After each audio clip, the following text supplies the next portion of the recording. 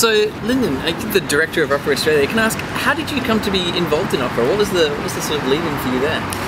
Well, it's interesting. When I was a student, I was having singing lessons and I enjoyed singing, and then I went along with a friend of mine from university who got the job as extras, spear carriers in an Opera Australia production.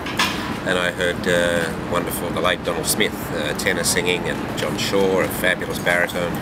And I thought, my God, this is sensational, I loved it. And so I got hooked on that, and then started to take it seriously, and started to have a bit of success, and so people were asking me to sing in operas and so on.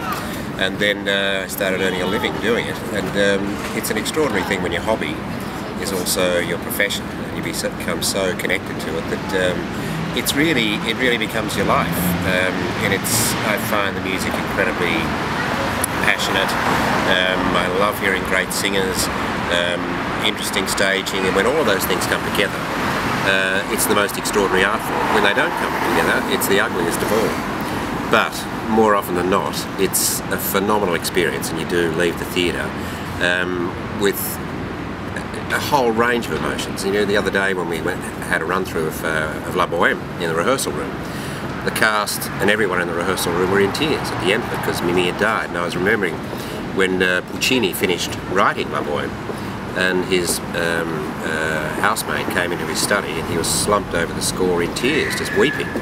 And she said, "Oh, Maestro, what's the problem?" He said, "Mimi just died."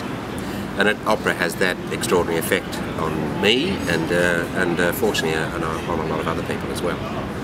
And Nicole, your background, you're a classical clarinet player by training. What does opera mean to you? What's your sort of relationship with that art form? Well, I had always loved the clarinet solos and things like that, but I actually was very lucky and went to live in Paris, and I studied with the principal clarinet of the Paris Opera Orchestra.